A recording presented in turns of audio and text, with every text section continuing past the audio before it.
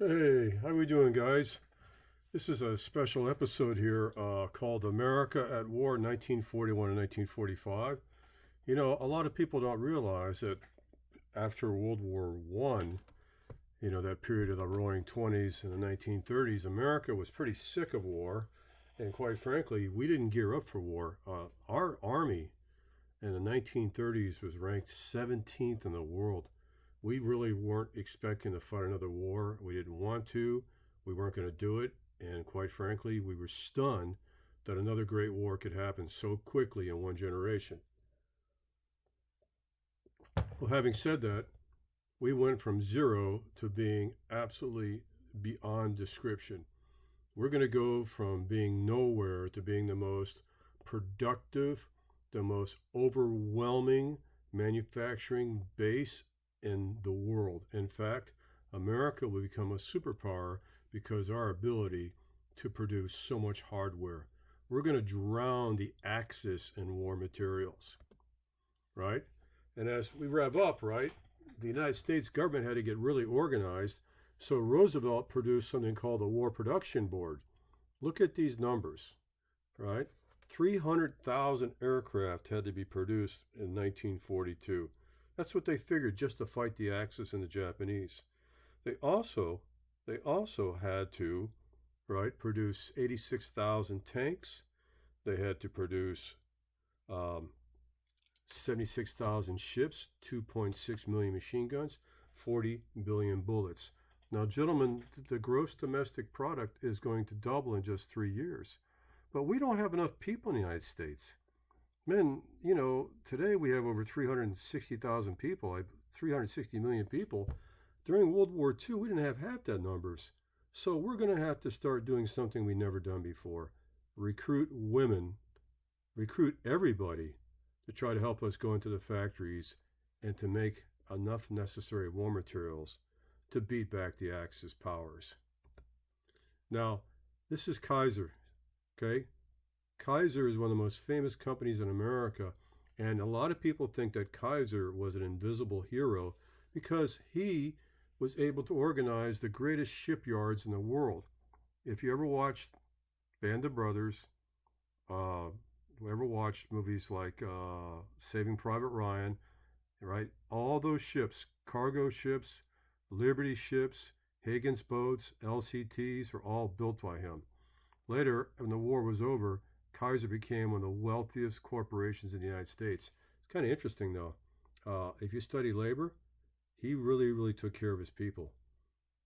A lot of cost of living wages, good retirement plans. He was considered to be one of the greatest Americans and one of the greatest manufacturers of World War II.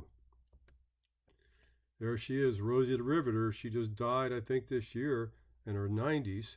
And there was a very strong campaign to prove to women that it was not unfeminine to come work in the factories.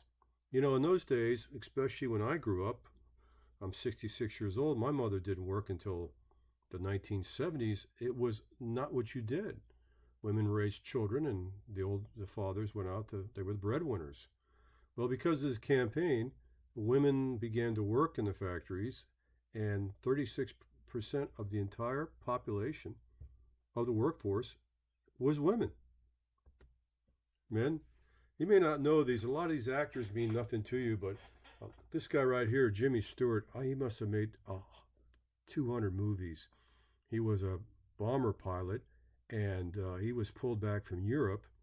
Very successful Hollywood actor, and he was pulled back. Right, he quit Hollywood to go fight the war, and he got a message he had to come home to make propaganda movies, and he was furious. But when he found out that these movies were to help encourage people to join the Army Air Corps and become aviators, he understood. He did his job, and because of him, well over 150,000 young men just decided to join the Army Air Corps because of Jimmy Stewart. Guys like him and Clark Gable, and all the list goes on and on. Ronald Reagan, future president of the United States, right, had bad eyesight, wanted to be an aviator in the worst way, wanted to be in the war. Sorry, we can't use you, but you used to be an actor. Would you mind helping us make some training movies? and he became famous for it. He may not know this, but even Walt Disney got involved. And if you hit this little loop here on YouTube, it's one of the funniest cartoons of Donald Duck, basically making fun inadvertently of Adolf Hitler. So yeah, even Walt Disney was involved in the propaganda movies of the Second World War. And you may not know this. My wife's sister is married to a Japanese American by the name of Gary Sakuma, decorated war veteran of the Vietnam War, bomber pilot, flew for the Air Force, flew for American Airlines. He was born in an Arizona concentration camp. Internment camp, concentrations in Germany. But we didn't believe that we could trust the Japanese people after the war, after Pearl Harbor, and so through the entire war, you could be like only a very small percentage of Japanese blood in your veins, and the FBI thought you would be a risk for sabotage. Because remember, at Pearl Harbor, 30 to 40% of the islands were Japanese. They were immigrants, and that's why they were able to spy so efficiently on the fleet at Pearl Harbor, Ford Island. So Roosevelt decided to make a very tough decision, whether you're innocent or not, whether you've been in America since the 1800s. They put him into internment camps from Arkansas, Utah, Wyoming. And Gary Sakuma told me that it wasn't a very pleasant place to live. Sometimes they were racetracks, sometimes they were ball fields. They were not comfortable, and they sat out the war. But the problem is this: if you don't make your mortgage on your business back in California, the bank takes it. It wasn't because you weren't a good citizen, because you weren't basically in jail. You couldn't make your payments. So the Japanese not only lost their freedom and dignity, they lost their businesses and their homes. Check this guy out, guys. You had to be 17 years old and 5 feet tall, at least 105 pounds to get into the service.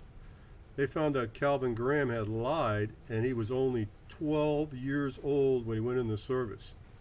Now, man, back in the day, they spared fathers from the war, but by 1943, the losses were so bad that we had to break up families and tell, I'm sorry, I'm telling you, you got to go to war with us. I know you have children. Some guys didn't want to fight the war, and they got into these quickie marriages just to avoid the war. But in 1943, everybody had to go.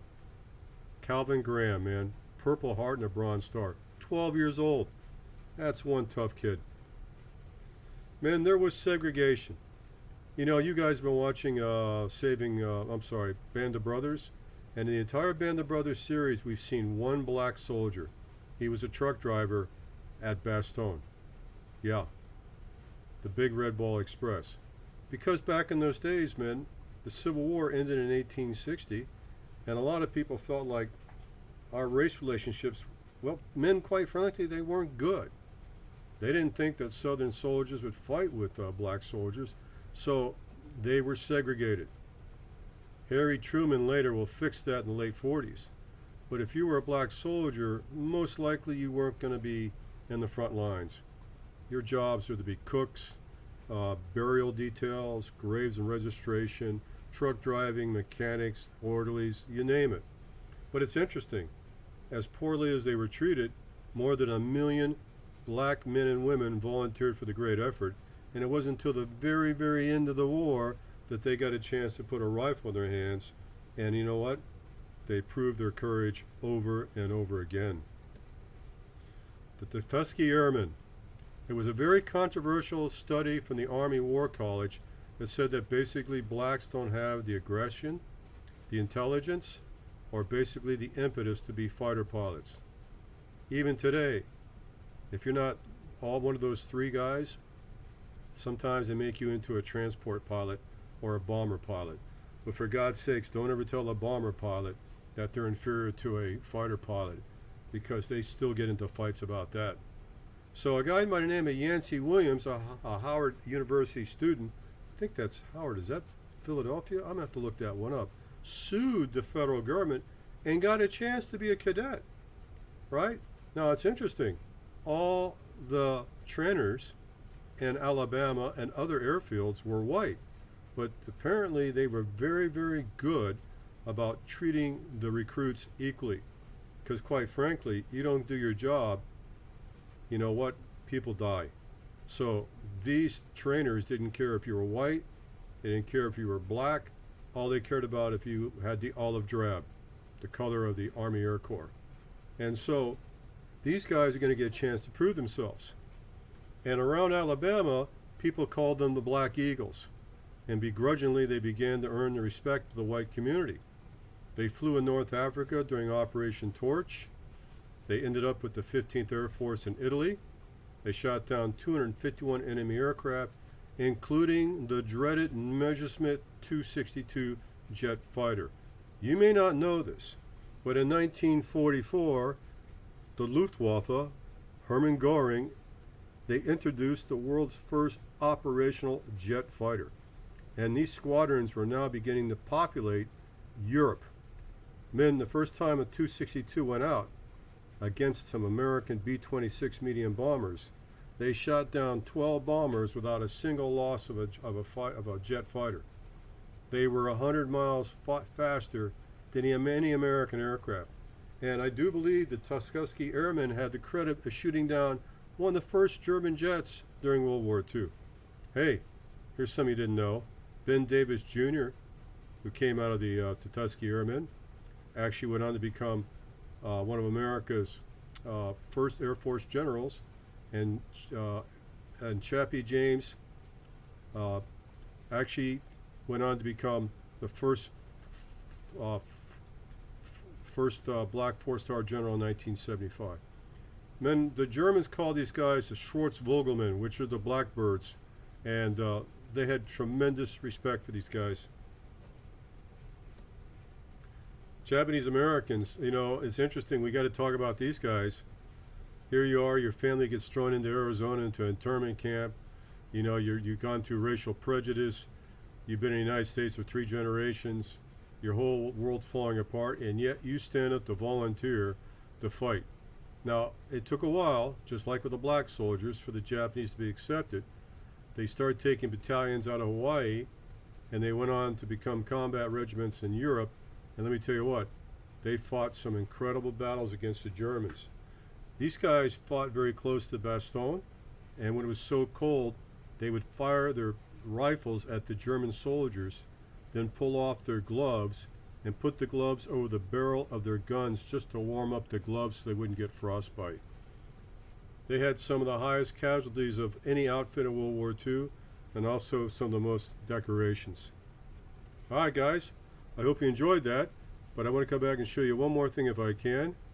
This is my favorite, Rosie the Riveter. That kind of became the inspiration of women's rights in the 1960s and 70s.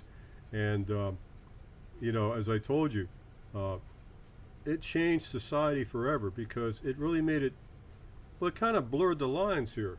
You know, these preconceived ideas of what women can do in the workplace and all that, that's it changed in World War II. So sociologically speaking, this is when women began to say, look, if I'm going to do a man's job, I should get paid the same as men. And you know what? I want to be more than just a school teacher or a secretary or a nurse. I want to be the head of corporations and things like that. So some people actually think, and I don't know much about it, that the women's liberation actually started with Rosie the Riveter 30 years earlier, 1970s and 80s. In fact, I mean, if you look at women's rights today, not much has changed. They're still fighting for equality, and it all started with Rosie. Okay, men, have a good day, and I hope you enjoyed this particular capture today. Okay.